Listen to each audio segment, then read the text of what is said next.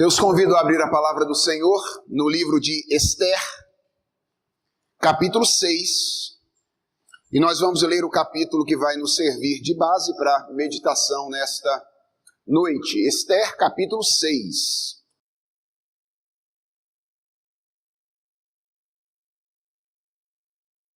Peço a você que acompanhe comigo a leitura que farei desta passagem bíblica, que você que tem acompanhado a nossa série possa encaixar essa leitura aí no quadro geral das nossas exposições, faça esse esforço à medida que lemos e receba com fé esta que é a palavra do nosso Deus bendito. Então eu vou ler Esther capítulo 6, são 14 versos. Eu peço que você acompanhe atentamente a leitura da palavra do nosso Deus. Ela diz assim: naquela noite, o rei não pôde dormir. Então, mandou trazer o livro dos feitos memoráveis, e nele se leu diante do rei. Achou-se escrito que Mordecai é quem havia denunciado a Bigtã e a Teres, os dois eunucos do rei, guardas da porta, que tinham procurado matar o rei Assuero. Então disse o rei: que honras e distinções se deram a Mordecai por isso? Nada lhe foi conferido, responderam os servos do rei que o serviam. Perguntou o rei: quem está no pátio? Ora, Amã tinha entrado no pátio exterior da casa do rei para dizer ao rei que se enforcasse a Mordecai na forca que ele, Amã, lhe tinha preparado. Os servos do rei lhe disseram: Amã está no pátio. Disse o rei que entrasse. Entrou Amã, e o rei lhe disse: que se fará ao homem a quem o rei deseja honrar? Então Amã disse consigo mesmo: de quem se agradaria o rei mais do que de mim para honrá-lo? E respondeu ao rei: quanto ao homem a quem agrada ao rei honrá-lo, tragam-se as vestes reais que o rei costuma usar, e o cavalo em que o rei costuma andar montado, e tenha na cabeça a coroa real.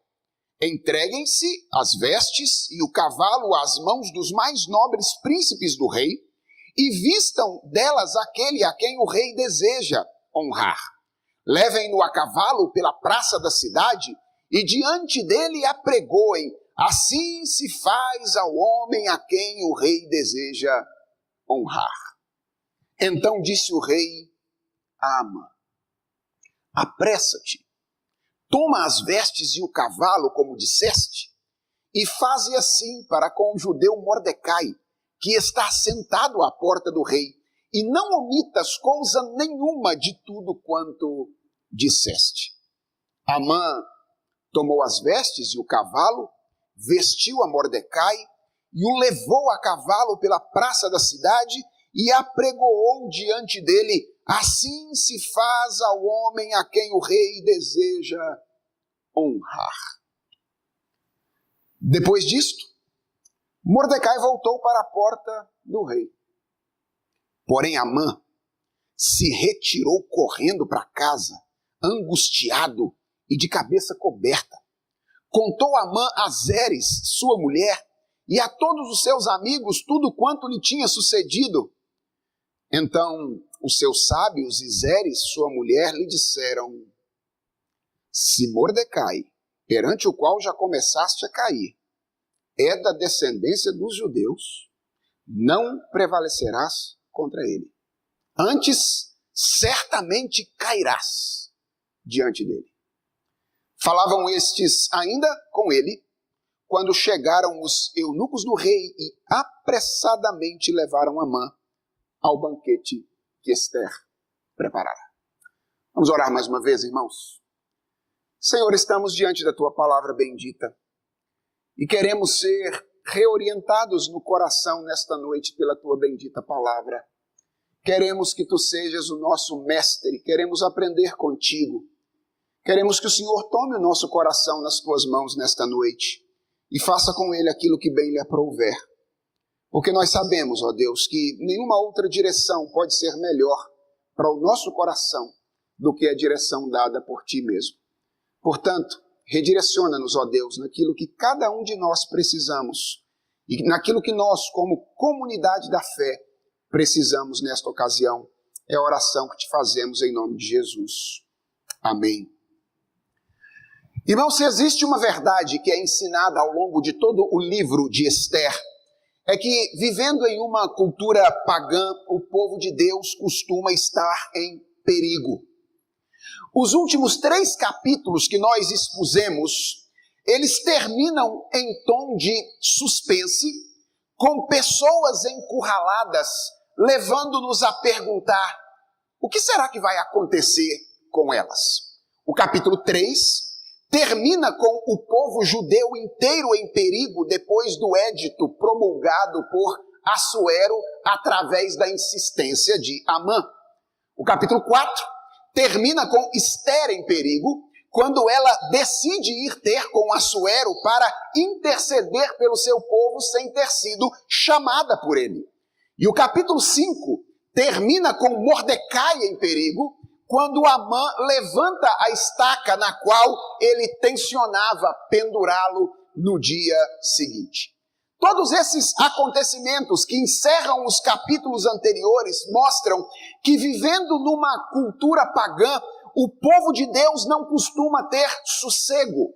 A relação com Deus atrai a perseguição. Mas talvez você esteja se perguntando: não seria isso, pastor, coisa do passado? Será que isto continua sendo verdade hoje? Segundo o último relatório anual da missão Portas Abertas, uma missão que trabalha com a igreja perseguida, em janeiro de 2020, cerca de 260 milhões de cristãos foram perseguidos severamente apenas no ano passado no mundo. O número de igrejas violentadas no ano passado aumentou cerca de 5 vezes. De 2018 para 2019, ele cresceu de 1.847 para 9.488 em um ano. E o número de cristãos aprisionados também subiu, embora menos, de 2018 para 2019, de 3.150 para 3.711 no mesmo período.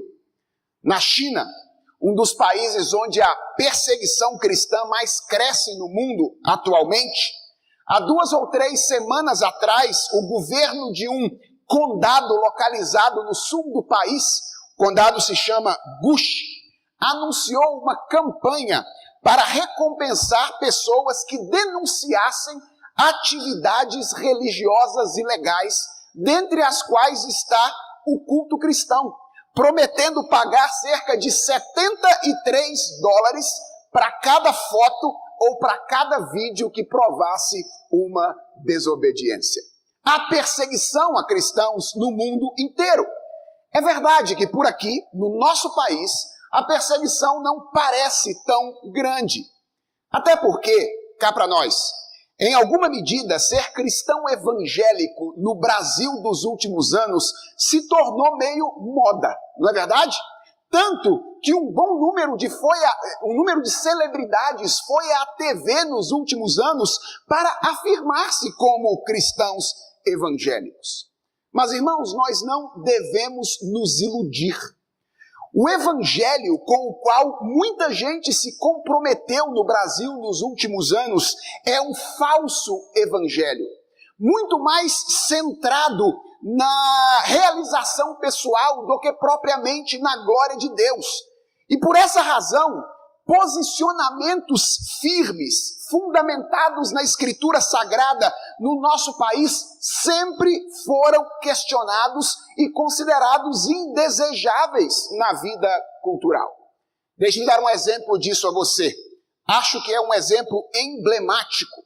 Um caso que aconteceu no ano de 2018, quando uma aluna de pós-graduação em Direito em uma universidade federal do norte do nosso país, foi alvo de um fortíssimo protesto por parte de alguns grupos culturais, porque ela queria defender uma pesquisa que versava sobre o casamento na ótica da lei natural e defendia o modelo de família tradicional como é típico da tradição cristã. O trabalho tinha amplo fundamento teórico, mencionava vários pensadores, vários juristas, vários filósofos. Ainda assim, houve uma tentativa de impedir que ele fosse defendido nesta universidade. O cenário por aqui é mais ou menos esse. Existe no nosso país uma aceitação popular de um cristianismo soft. Mas existe uma forte oposição à ética cristã em nosso país. Você pode experimentar isso no seu dia a dia, no seu trabalho, na sua escola, talvez no contexto da sua família. É bem provável que os seus colegas de trabalho, eles não vão deixar você de lado só porque você diz que é um cristão. Talvez você até descubra um irmão desconhecido, se você disser no seu trabalho que você é um crente. Mas é só você se posicionar eticamente e começar a se tornar um empecilho para benefícios meio questionáveis que antes passavam despercebidos naquele ambiente, que há grande chance de você começar a ser perseguido por causa da sua fé. Mas, irmãos, eu acho que esse cenário está começando a mudar. É só uma suspeita minha, eu posso estar enganado, mas eu suspeito que nos próximos anos no Brasil nós teremos dias mais difíceis para quem quiser levar a sério a vida cristã por aqui. E se isso acontecer, nós que terminamos o capítulo 3 perguntando o que será dos judeus, que terminamos o capítulo 4 perguntando o que será de Esther, que terminamos o capítulo 5 perguntando o que será de Mordecai, talvez que tenhamos que perguntar daqui uns dias o que será de nós. O que vai acontecer conosco quando nós resolvermos manifestar publicamente a fé de maneira clara em nosso país?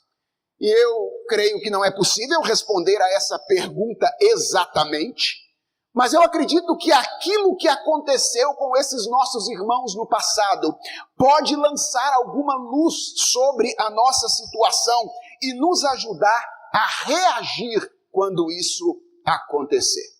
E é sobre isso que eu quero falar hoje com vocês. Eu quero mostrar a vocês nessa noite, através da exposição deste capítulo, que Deus está escrevendo a história. E Ele age silenciosamente através de meios ordinários para envergonhar os inimigos do seu povo. Eu vou repetir para você que gosta de anotar. Deus está escrevendo a história. E Ele age silenciosamente através de meios ordinários para envergonhar os inimigos do seu povo. Vamos ver isso em duas partes. Vamos começar vendo que Deus está escrevendo a história e Ele age silenciosamente através de meios ordinários. Irmãos, Esther 6 começa com uma multidão de acasos. O primeiro deles é uma insônia. O verso de número 1 diz aí que naquela noite, exatamente aquela noite que antecedia a morte de Mordecai segundo Amã, o rei não pôde dormir.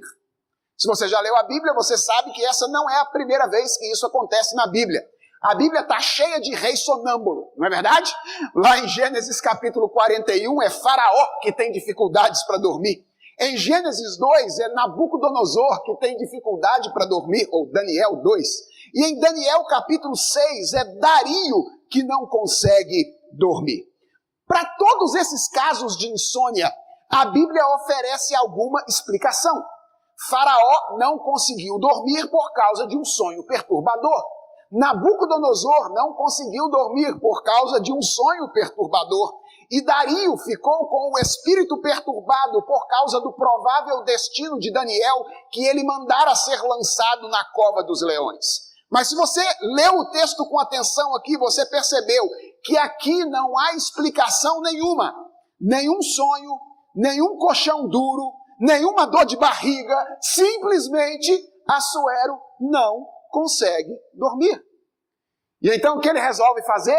Diz o texto que ele resolve ler. Está aí uma boa coisa para você fazer quando você não conseguir dormir.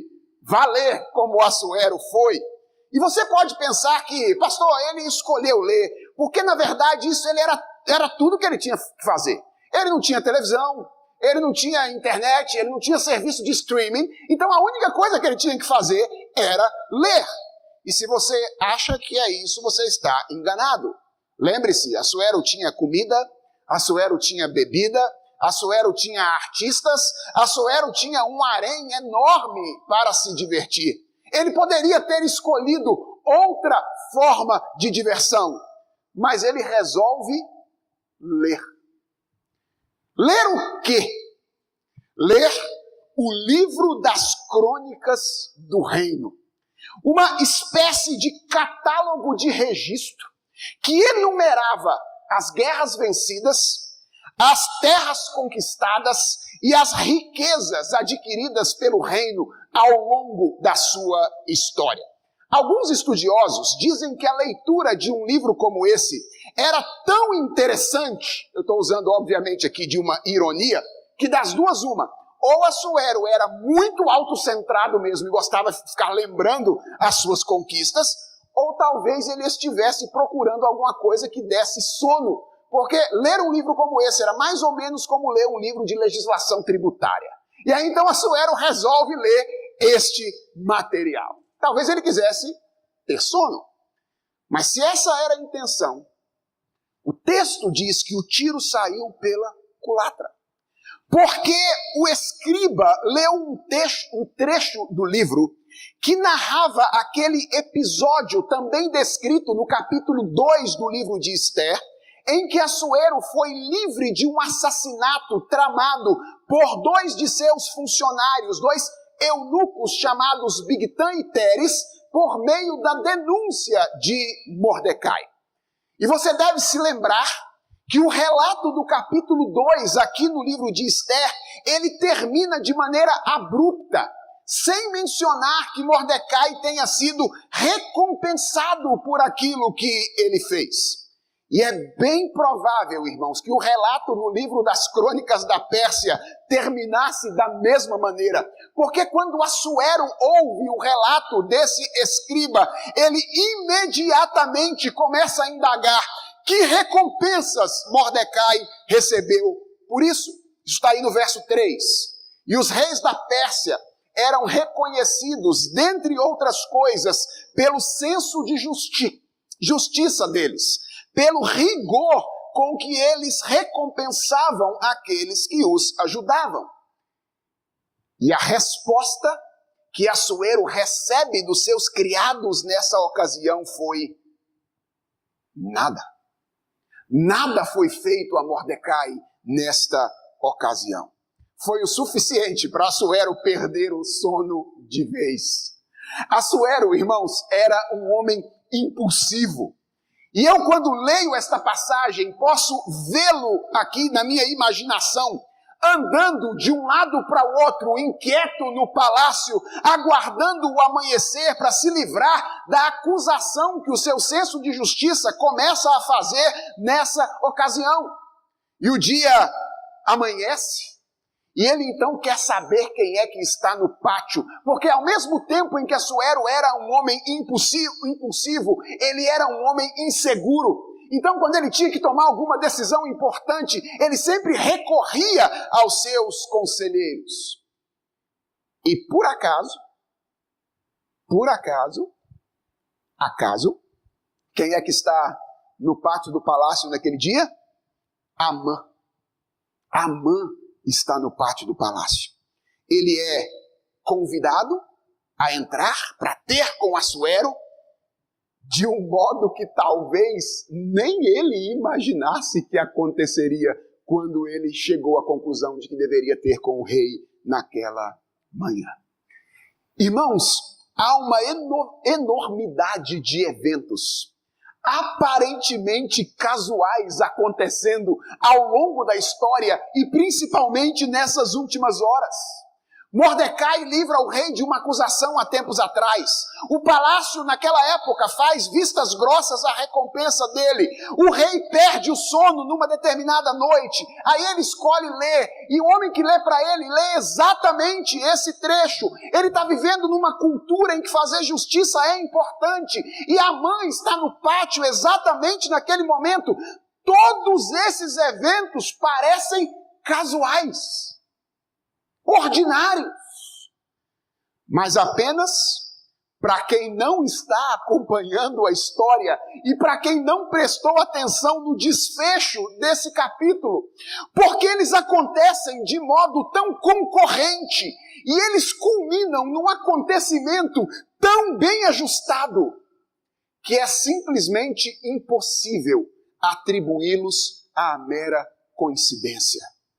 O arranjo dos fatos mostra que todas essas coisas não estão acontecendo aqui despropositadamente. Deus está escrevendo a história e Ele está agindo silenciosamente, através de meios comuns, através de meios ordinários, difíceis de enxergar a ação dele, inclusive por trás dele, para que algo aconteça em cumprimento à sua vontade.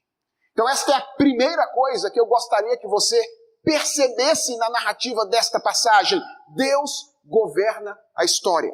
E Ele controla todos os fatos, os grandes e os pequenos, para que a sua vontade possa se cumprir. Mas há uma segunda coisa que eu gostaria que você percebesse. É que um dos propósitos de Deus ao governar a história é envergonhar os inimigos do seu povo. Eu disse que Deus está escrevendo a história. E se você acha que Deus não gosta de comédia ou tragédia, dependendo da perspectiva, prepare-se para o que está por vir. Irmãos, imagine como Amã recebeu naquela manhã a informação de que Assuero desejava vê-lo. Ele tinha ido lá exatamente para isso. Não nos é dito o que ele estava fazendo parado no pátio, mas eu não acho que seja ir longe demais e imaginar que ele estivesse criando coragem para entrar. Porque veja, ele era amigo do rei. Mas se a rainha corria risco se entrasse sem ter sido chamada, ele também correria risco naquela ocasião. Então é bem provável que ele estivesse lá tentando criar coragem para entrar na presença de Assuero sem ser chamado. E então Assuero o convida para entrar. Muito provavelmente, o que Amã pensou quando Assuero mandou chamar foi: hoje é meu dia de sorte. Acho que foi exatamente isso que ele pensou. Hoje é o meu dia de sorte. Ele não precisaria passar pelo que Esther havia passado no dia anterior. As portas pareciam estar sendo abertas muito mais facilmente para este inimigo do povo de Deus. E quando ele chega na presença de Assuero, então Assuero olha para ele e pergunta: Amã, o que você acha que deve ser feito ao homem a quem o rei deseja honrar? E o que acontece aqui, irmãos, é interessantíssimo à luz do livro. Você se lembra que no capítulo 3, quando Amã consegue que Assuero assine o decreto contra os judeus, ele consegue isso omitindo uma informação. Ele não diz quem é o povo que estava agindo contra o rei naquela ocasião. Ele omite a informação a respeito da identidade do povo. E agora é Assuero quem omite informação a respeito da identidade do homem a quem ele deseja honrar. Mas Amã é um homem tão cheio de si. Amã é um homem tão seguro que ele não se dava ao benefício da dúvida. Ele não pensou duas vezes. Ele olhou aquela pergunta como a confirmação de que a sorte estava do lado dele. Hoje é o meu dia de sorte. De que homem Assuero estaria falando, senão a meu respeito? E, irmãos, Amã tinha alguma razão para pensar assim. Considere os acontecimentos. Assuero tinha destacado Amã entre os servidores públicos da Pérsia. E naqueles últimos dias, ele vinha sendo rotineiramente convidado para os jantares importantes do palácio. Não era ir longe demais imaginar que Assuero estivesse falando dele, mas com certeza Amã interpreta as palavras do rei desta maneira por outra razão. É porque ele era um homem autocentrado. Lembra da nossa exposição última? Ele era um homem que vivia em função do seu reino. E ele achava que o mundo e a vida giravam em torno dele. Veja como é que isso vai ficar claro aqui, no contraste entre ele e Ester, ou entre o modo dele agir e o modo de Ester agir diante da presença do rei. Quando Ester foi recebida por Assuero depois de arriscar-se, ela teve a oportunidade para fazer o seu requerimento de imediato, com a promessa de que ela seria atendida, mesmo que ela pedisse a metade do reino. Vocês se lembram disso? Assuero diz, pode pedir, Ester. E ainda que seja a metade do reino, eu te dou. Mas mesmo diante disso, ela foi cuidadosa, e apesar de toda a insistência de Assuero, ela não o fez de imediato. E todas as vezes em que Ester se dirigia ao rei, ela usava palavras humildes que mostravam que ela tinha consciência de qual era o seu lugar. Lembra como ela faz o convite a Assuero? Se parecer bem ao rei, venha ao banquete que eu estou preparando. Amã age de modo radicalmente diferente. Amã não usa palavras introdutórias, não usa palavras humildes. E logo na primeira oportunidade que Assuero lhe dá, ele então diz aquilo que ele tem a dizer. Isso é típico de um homem que é cheio de si, um homem que é arrogante, um homem que está pensando exclusivamente em seu reino. E veja qual é a proposta de Amã. Ela acompanha exatamente a sua idolatria pessoal, que era o desejo pelo reconhecimento. Amã era obcecado por ser reconhecido pelas pessoas. Então, quando Assuero o pergunta sobre o que ele deveria fazer com o homem a quem ele desejava honrar, ele responde de imediato aí nos versos 8 e 9, reconhecimento. Traga as vestes reais, traga a coroa real, traga o cavalo real, senta esse homem em cima desse cavalo com a roupa e a coroa e sai andando com ele pela praça da cidade, apregoando, ou assim se faz ao homem a quem o rei deseja honrar. Amã deve ter sonhado com aquele dia por anos ao longo da sua vida. Ele, assentado sobre o cavalo real, vestido de rei, com coroa de rei, recebendo o louvor das pessoas. Você consegue perceber a tolice da idolatria? Amã não se tornaria rei. Era tudo fake. Tudo fake. Mas ele se satisfazia com louvor fake das pessoas. Isso é o que a idolatria faz conosco. Era tudo fake. Mas ele se satisfazia com essa situação.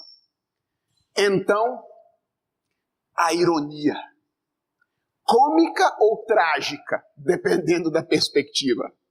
Assuero olha para Amã e diz, Amã, rapidamente, apressa-te, pega as vestes, pega o cavalo, como disseste, ou seja, do jeitinho que você falou, e faze assim para com o judeu Mordecai, que está sentado à porta do rei, e não omitas coisa nenhuma de tudo quanto disseste.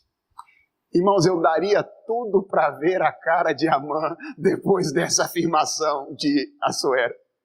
Ele havia entrado à sala de Assuero para pedir a cabeça de Mordecai. Ele já estava com a estaca levantada, certo de que isso haveria de acontecer. Mas ele recebe a ordem do rei para sair, para ir de volta, puxando o cavalo no qual Mordecai está sentado, apregoando em alta voz: assim se faz ao homem a quem o rei deseja honrar. O dia havia começado tão bem, de modo tão promissor, mas pouquíssimos minutos foram suficientes para que ele tomasse um rumo absolutamente diferente e fosse do sonho ao pesadelo em momentos. E o texto termina de forma belíssima, mostrando os desdobramentos, tanto para Mordecai quanto para Amã, daquele acontecimento. E chama a minha atenção como Mordecai e Amã reagem de maneira completamente diferente a esta situação. Você percebeu o que o texto diz a respeito de Mordecai, no verso 12? O texto diz assim: Mordecai voltou para a porta do rei. Ele parece não ter sido afetado significativamente pelos acontecimentos daquele dia. O que mudou para Mordecai? Nada. Mudou nada. Veja, obviamente, isso não significa que Mordecai não possa ter se sentido bem com o reconhecimento que ele recebeu naquele dia. Pode ser que isso tenha acontecido. Mas o que eu quero que você perceba é que ele não se deixou levar por aquelas honrarias. Ele não permitiu que as honras daquele dia passassem a determinar a sua identidade. Ele sabia que não era o rei. E mesmo que alguém o tratasse como rei, ele não se veria como tal, porque as pessoas resolveram tratá-lo assim. Ele não deixou-se levar por aquele acontecimento.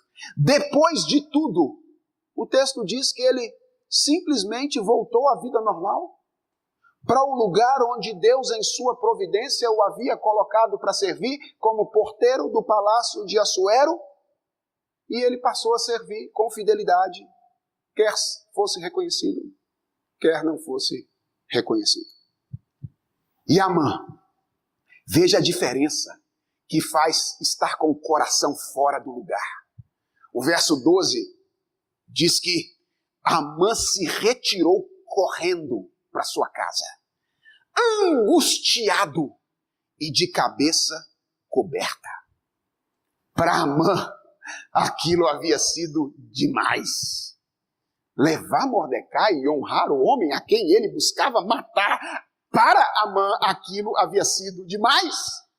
Então ele fez a mesma coisa que ele havia feito no dia anterior. Ele reúne a sua mulher, ele reúne os seus amigos, agora não para uma sessão de autoafirmação, como ele tinha feito no dia anterior, mas agora para uma sessão de desabafo. Né? Amã sempre gostava de se reunir diante das pessoas para falar do que tinha acontecido com ele. E sabe o que chama a minha atenção?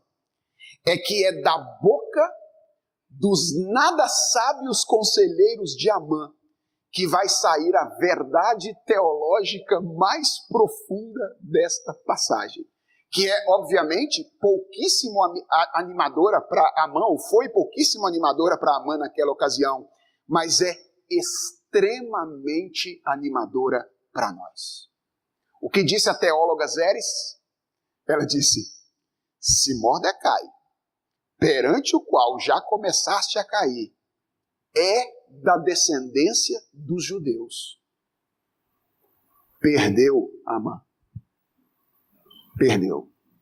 Se ele é da descendência dos judeus, não prevalecerás contra ele. Antes, certamente, cairás diante dele. Irmãos, é difícil afirmar com toda certeza Como Zeres e os amigos de Amã chegaram a essa conclusão? Difícil.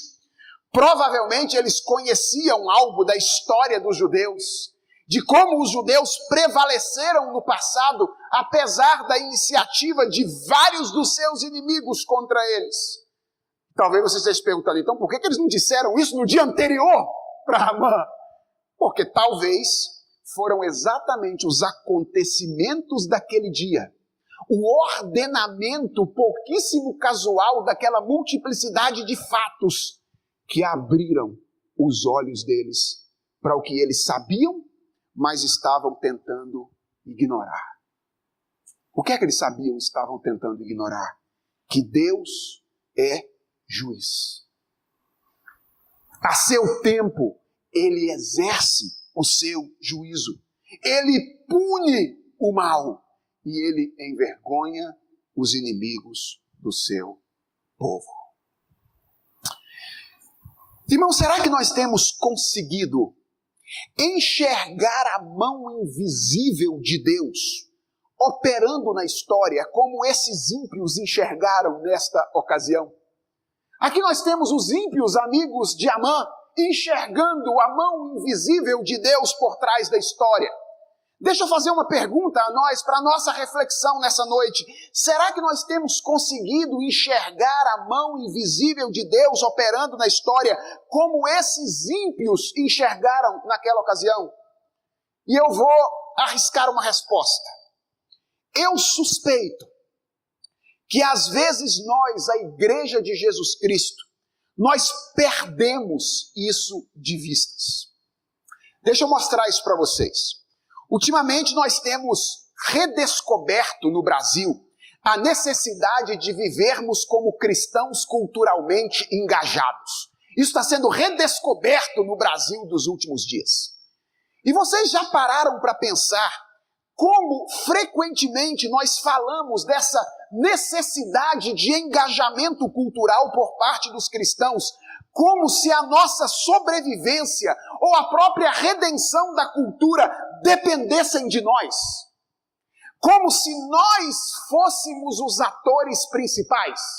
Nós dizemos assim: enquanto nós não assumirmos postos importantes nas universidades, coisas como a que aconteceu àquela estudante de direito vão continuar acontecendo. Ou então, enquanto nós não assumirmos postos importantes no governo, as igrejas continuarão sendo invadidas e queimadas, e irmãos nossos continuarão sendo perseguidos e mortos.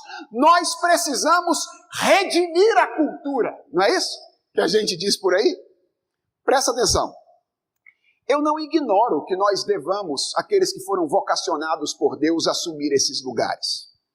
E eu nem ignoro que Deus costuma usar a nossa participação na cultura para nossa própria sobrevivência temporal e para a melhoria da vida no mundo de um modo geral. Não é esse o meu ponto. O meu receio é que esse nosso discurso, ele seja o resultado de uma visão de vida que ignora a atuação de Deus.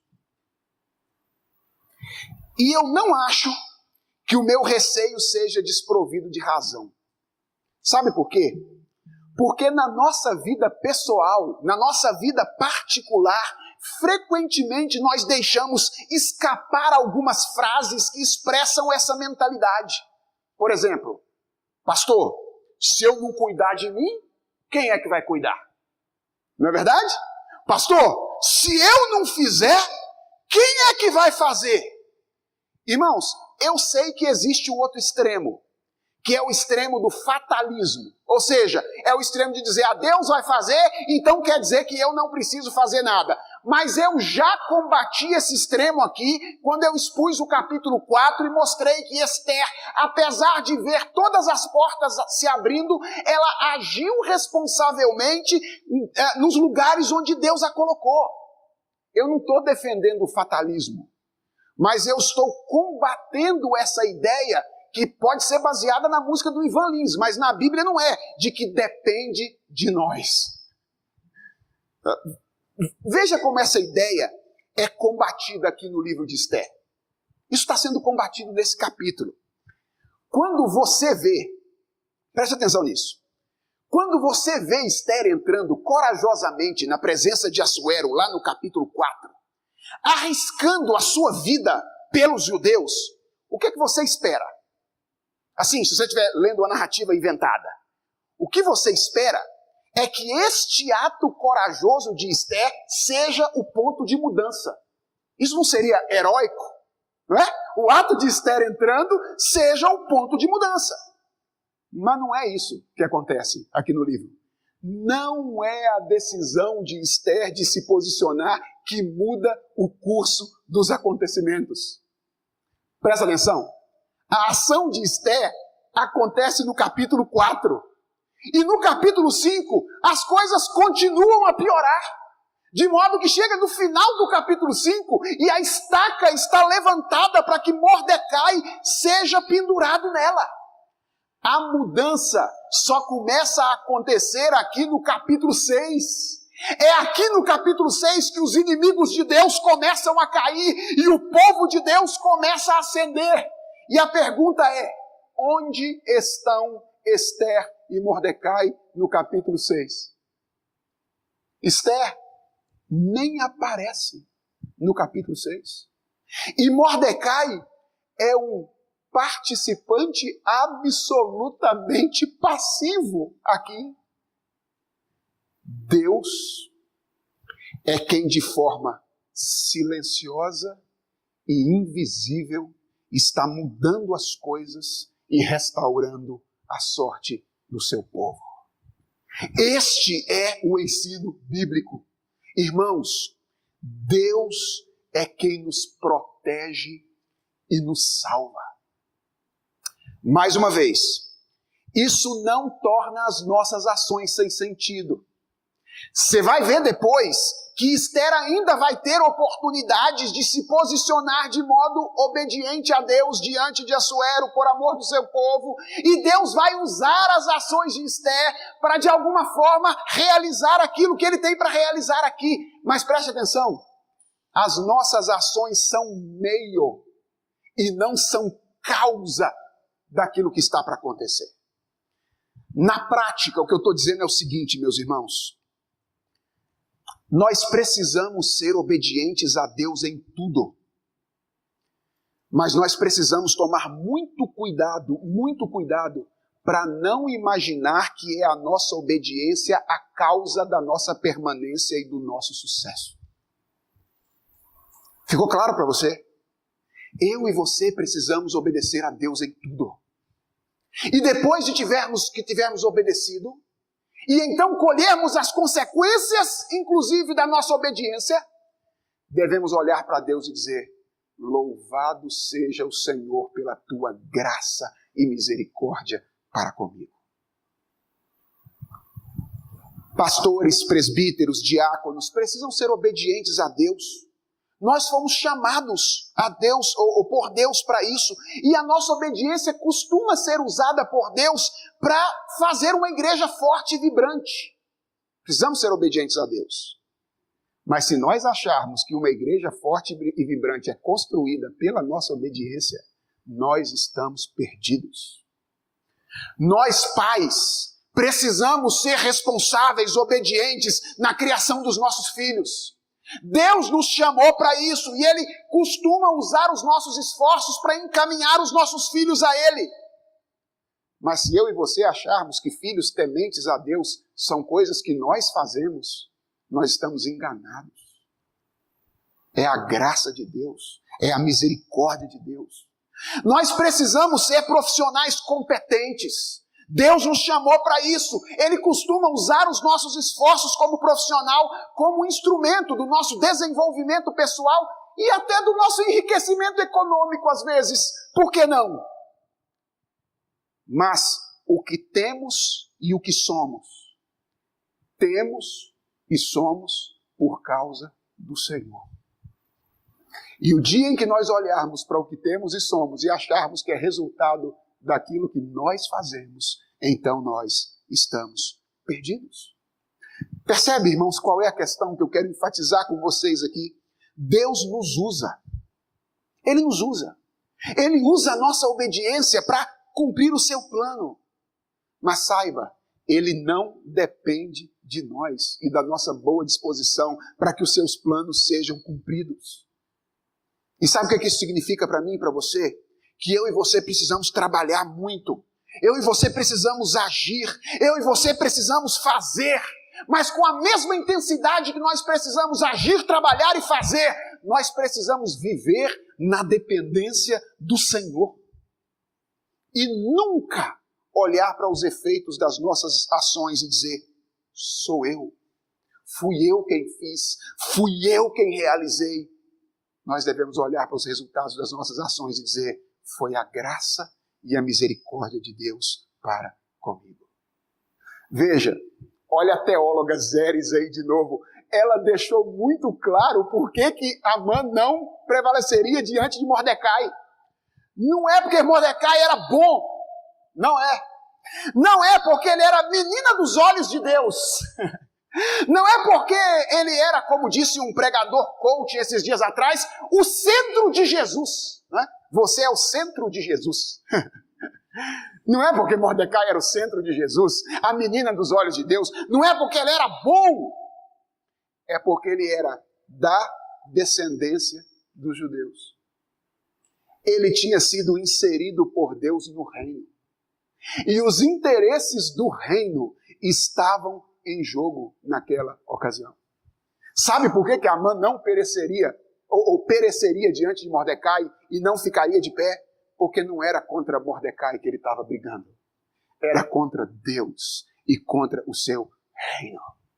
E quando as pessoas se levantam contra a igreja de Jesus Cristo, por causa da nossa relação com Jesus Cristo, podemos ficar tranquilos. Não é contra nós que elas estão brigando, é contra Deus e contra o seu reino. E a seu tempo, a sua maneira, Deus manifestará o seu juízo contra os seus inimigos.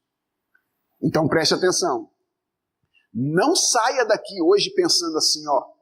Ah, pastor, então quer dizer que eu posso criar as minhas brigas lá na família, criar minhas brigas lá na escola, criar minhas brigas lá no trabalho, porque no final Deus vai me defender contra os meus inimigos.